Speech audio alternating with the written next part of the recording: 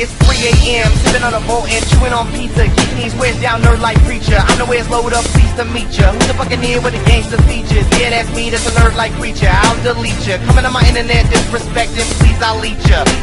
Lawsuits I'm ducking, chicken distro reduced to nothing. Torrent stuffing, faces up on easy D's, them high V buzz and the fan in the back. With a new box, smash that stack. Buy that bitch, WC stat. Got a code as a load, on that new Batman, tell us sing our chat. Southside cider, loaded, emoted, Colonel noted, cracks I wrote it. Key Jan got a pen take down there, says Dan, cause the copy paste was frozen. Day in the life of a pirate, what you know about the hot new virus? Got a day just kick some private, see that new Miley Cyrus. I'm a rapper, I steal music, got a server, I abuse it. Some say I'm a Top Gun, drop some bombs on a track, cause I Tom Cruise it. MC Deputy, I'm a sick MC, got a coup in the news. Fam tech on attack on the mic, it's a rap, so get up and cop that booze. I am a pirate, I am a pirate. You walk the plank. I am a pirate, I am a pirate. Smoke and I drank. I'm fixated on the board to get it rated, getting faded, making pages. Pages past the grab mask, get your wares and a hack, scrap pipes and blast. Master Mason in the making bacon. Watch me go and hack and fake them. They don't have the means to make it happen. Hack a box and keep a rapping. First it's time to rapping, I'm the captain. Man, the master rapping fast. Shoot the cannon, that's the plan, and I'ma hit the island, I'ma grab the stash. Pirate or pirate, let's get the socket. Firewall set up on the block it. Little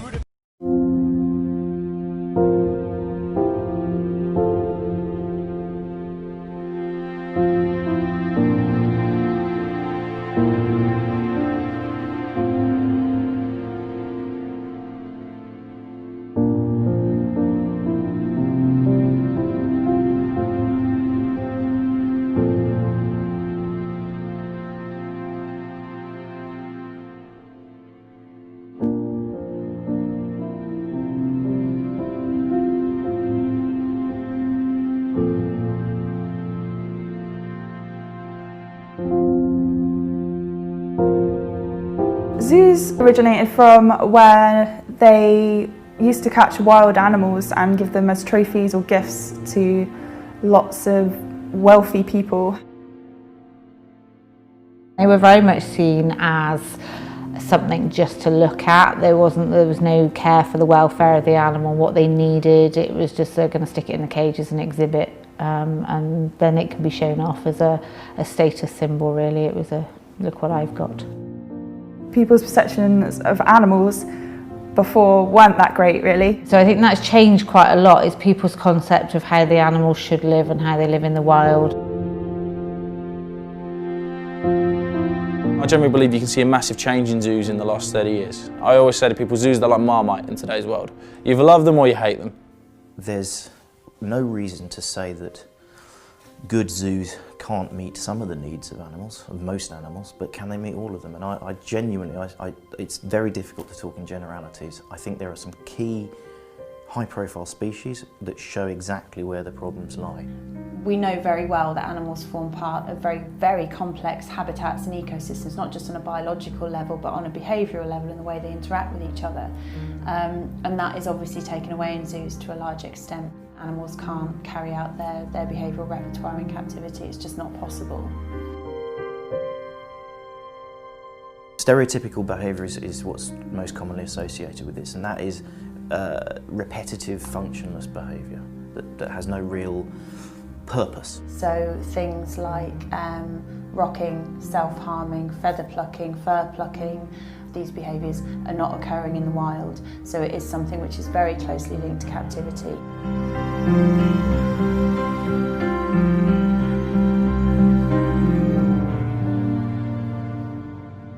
In themselves, stereotypies are not necessarily bad.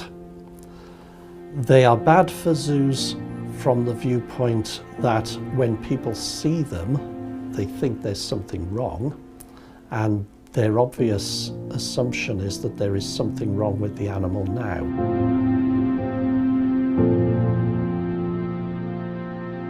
We can't come to that conclusion because we don't know what the causal factor of that stereotypy is.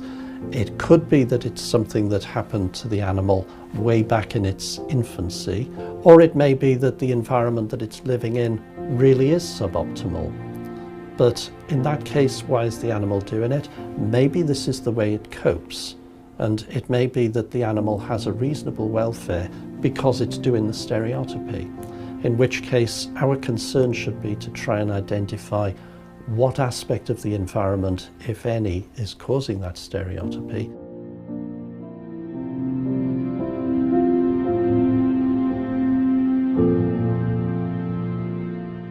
There are two schools of thought on the sort of underlying causes of stereotypic behaviour. One is the school of thought that really comes from ethologists, which is that stereotypic behaviours are essentially the animal trying to cope with adverse environmental conditions, specifically that they are the result of highly motivated behaviours that animal has not been able to perform. So, for example, a predator, chasing and capturing and killing its prey before it eats it. So those are highly motivated behaviours that the animal's evolved to perform.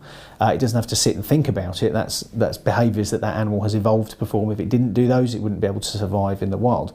So if you then put the animal in a position that it doesn't need to perform those behaviours, ethologists would argue that those behaviours still have to be performed, so the animal has all this kind of energy that it has to displace in another way, and ethologists would say that is what the sort of root cause of stereotypy is.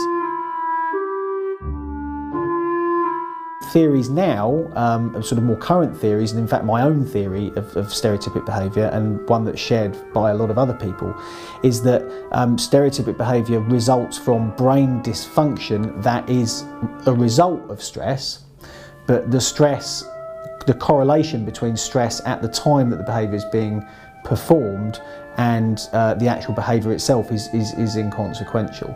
So what we're saying is that although stress may have caused that behaviour to develop in the first place, it's not perpetuating it or maintaining it. At what point does that become a welfare problem?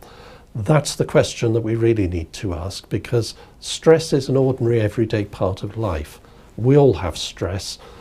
Just go to an airport and look at what people are doing there. You will see stereotypies, you will see self-directed behaviours, you will see all of it there. But if you ask those people, are they stressed, they'll probably say, yeah, I've got a plane in half an hour and I don't know where to go. But if you ask them, yeah, but is your welfare bad? Do you feel bad about life? Oh no, I'm going on holiday.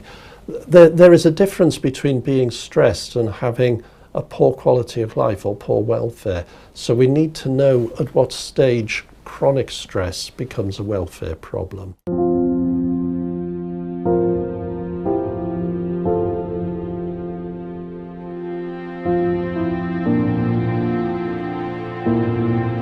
When an animal first starts performing stereotypic behaviour, it's quite difficult to know precisely what is causing that, simply because it's not ethical really to make an animal stereotypic in order to see what started that animal performing that behaviour.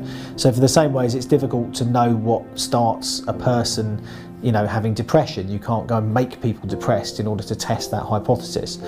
There has been some work done on this with animals, looking at what triggers might be there for the beginnings of stereotypy. So in a sense we think of stereotypic behaviour in terms of the animal has a predisposition to it. So for example, might have a genetic predisposition towards developing stereotypy, then something stressful happens in the environment and then the behaviour starts. So you then get changes in the psychological aspects of the animal, so it might be that they've gone from being in a stable sense to being slightly more sort of negatively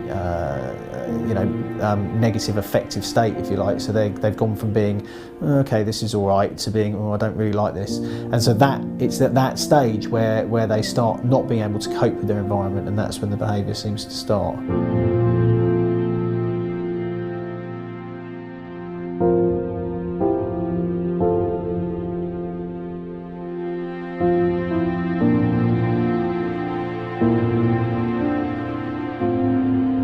There are ways of trying to identify whether an animal has a negative bias or a positive bias, and you can do that by, for example, setting up experiments whereby they can learn to expect a certain outcome from things that they do. And if you then don't supply that outcome, how does the animal behave? As it behaves in that way, then it has a negative cognitive bias. But if it responds in that way, then it's likely to have a positive cognitive bias.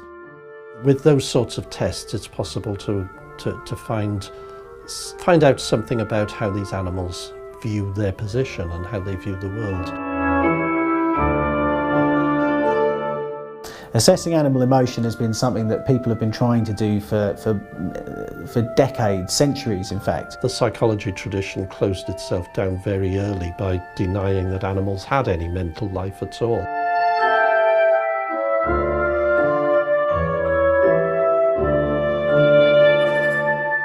Everyone accepts that animals are able to, experience pain in one way or another, and they will seek pleasurable things over unpleasurable things, right? So they are able to. They're not just automatons like machines, right? Animals are capable of positive and negative things. I think the real issue in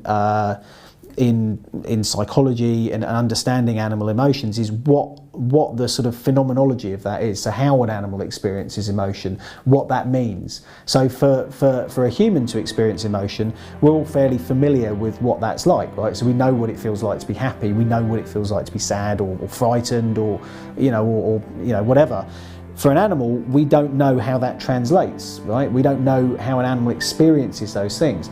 The things that we find pleasurable and unpleasant, maybe animals find pleasurable and unpleasant as well, but we don't know how they experience that, whether they have feelings for it, whether it's a physical thing and that's it, or whether it's just an automatic response. There's something bad, I need to get away from it, or there's something good, I need to get more of it.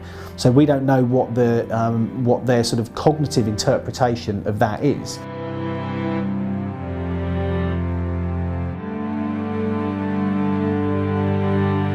Whether they experience pain in an emotional sense in the same way that humans do, it's very difficult to test that, right? You can't do that without language necessarily, according to some people. So things like cognitive bias testing and ways of experiencing or ways of testing general kind of cognition and general affective state and general kind of well-being and personality in animals may help us to understand this in the future. But at the moment, there's still not consensus to how animals experience emotion. Clearly with zoo animals it would be very, very useful to know what sort of cognitive bias they have. I mean, apart from anything else, it would help enormously in setting up enrichments for them, in deciding what sort of housing and husbandry they needed. But also it allows us to get to the individual level where we can tailor our housing and husbandry to the individuals in a group, rather than have the one-for-all type of thing that we've grown accustomed to. The best place to start with any discussion of what an animal needs in captivity is what it has in the wild, or what it should have in the wild.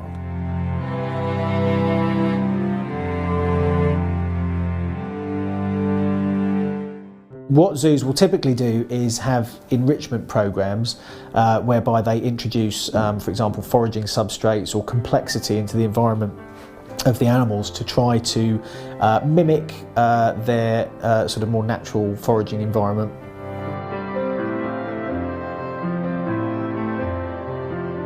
Enrichment programs are just very simply finding different methods to stimulate and enrich your animals that are great in terms of for them being able to show naturalistic behaviour, but also for our point of view as well. It helps you to do research on the animals, figure out new things about them. One of the things that I absolutely love doing with the jaguars, for example, is tying the food up from these big poles that are in the enclosure.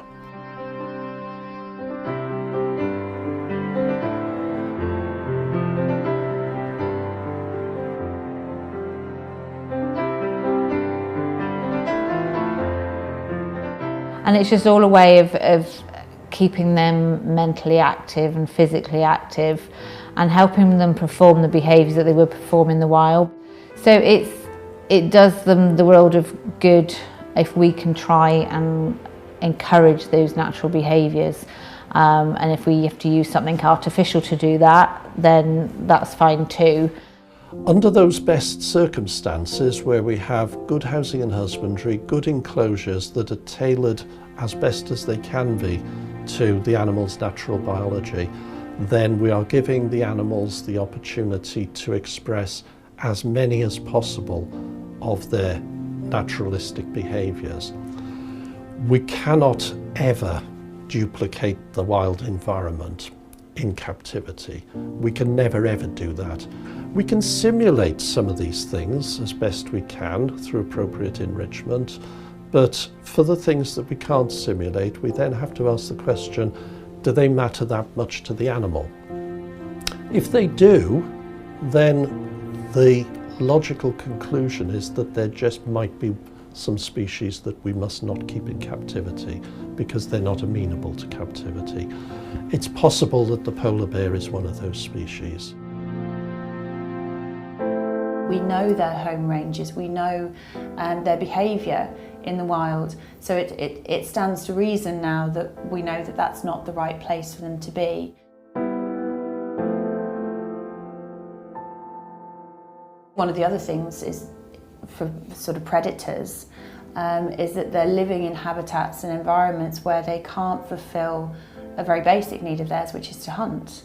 You know, so if the predator-prey relationship is distorted, and whilst of course, you know, it would be very stressful to be a prey animal, it's also part of their biological makeup, and that's, you know, living in herds and interacting with their surroundings, and that's all taken away. The bottom line is, taking an elephant has evolved to live in an elephant's environment. It hasn't evolved to cope with what goes on in a zoo. It might cope, given certain provisions, but is coping what we really want? Do we want these animals to have to cope, or do we want them to have a good life? And I think it's about giving them the opportunity to live a good and natural life.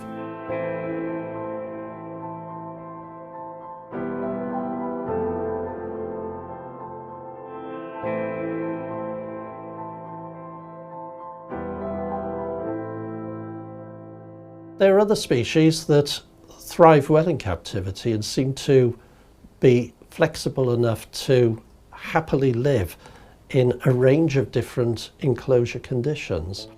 Ring-tailed lemurs do very well in captivity, and we have them in traditional enclosures, free-range enclosures, walk-through enclosures, pretty much loose in some zoos to go where they please. They don't appear to show any abnormal behaviours or any stereotypies. They seem to just thrive in captivity.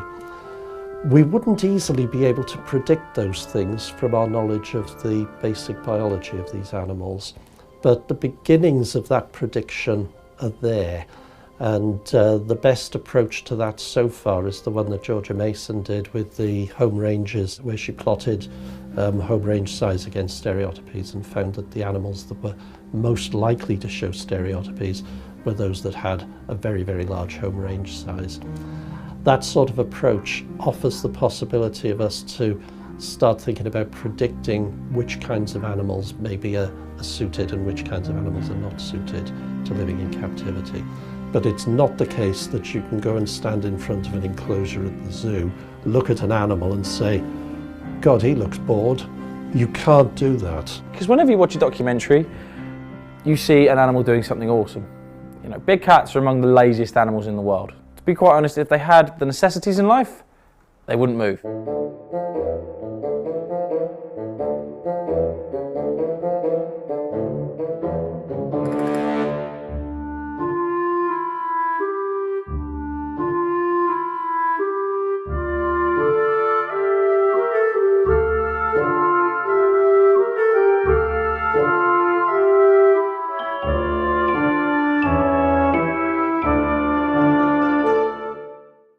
There was actually some research that was carried out on a pride of lions in Africa, and it showed that because they had this watering hole that they basically watched over, they didn't move from that area.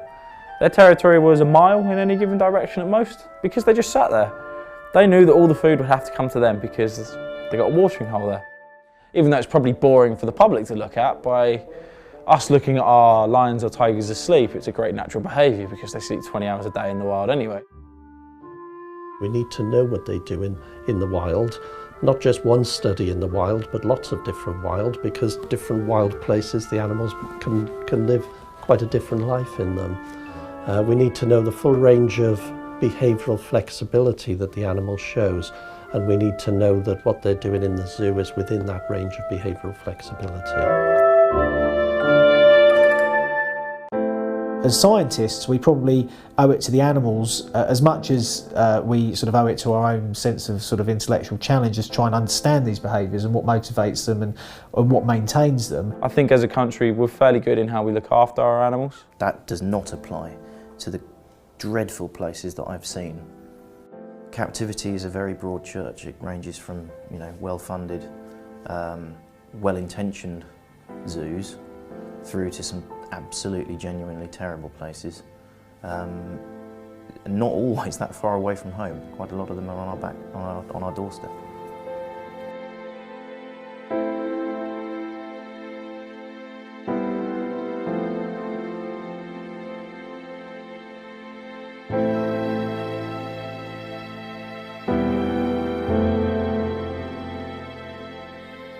Ultimately, everyone can accept that zoos are visitor attractions, so obviously if there weren't to be the people visiting the zoos, then there wouldn't be the demand for them and the zoos would gradually sort of disappear.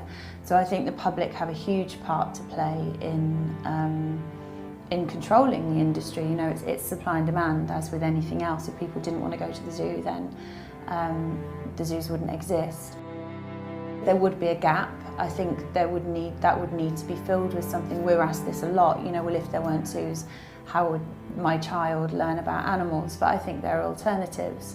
You know, we have amazing nature documentaries. There's incredible plans, actually. There's projects going on at the moment which are looking at virtual zoos where you can go and have this sort of immersive experience. There's things, technology being developed. You look at people spending, you know, a few seconds, a few minutes outside an enclosure. What are they really learning, or are they just wondering, is it just a nice day out? So I think there's a lot of opportunities, but I think it probably takes the zoo industry to start kind of thinking outside the box, if you like. To be honest with you, even though my family own 2 wildlife parks and I've grown up in wildlife parks, I wouldn't necessarily say I agree with them. I think zoos, I suppose the easiest way to put it is they're kind of like a necessary evil in some way, because every keeper in the world will happily admit that if we didn't need zoos, we wouldn't have them. We don't necessarily want to see these animals in captivity. It's just there isn't a wild anymore, and that's something that a lot of people don't understand.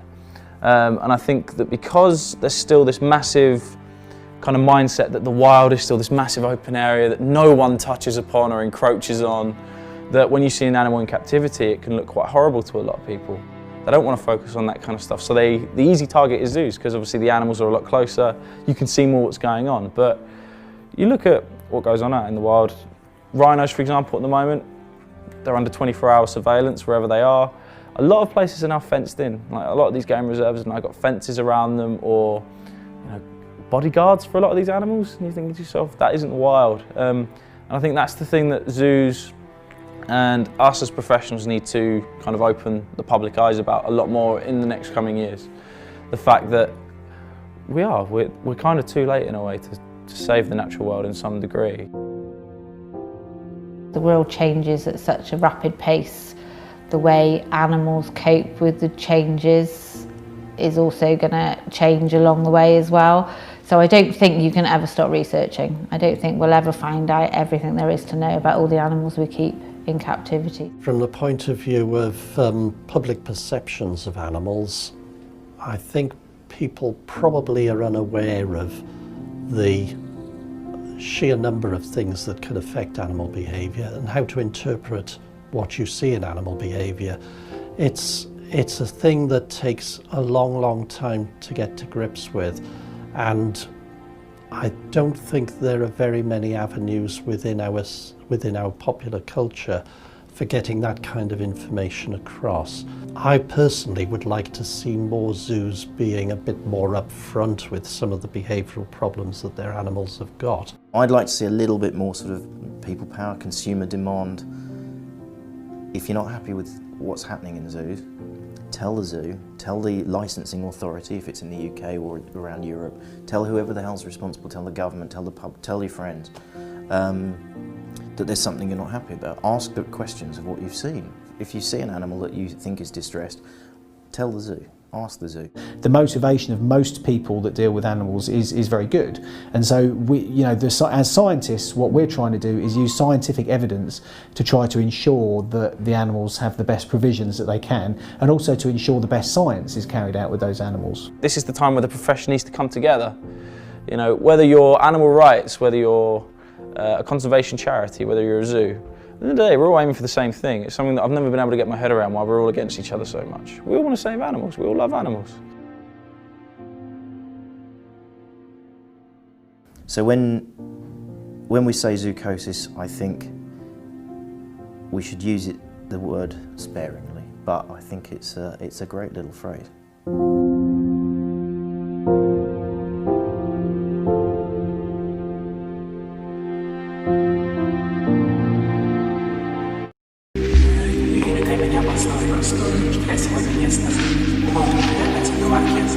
Nein,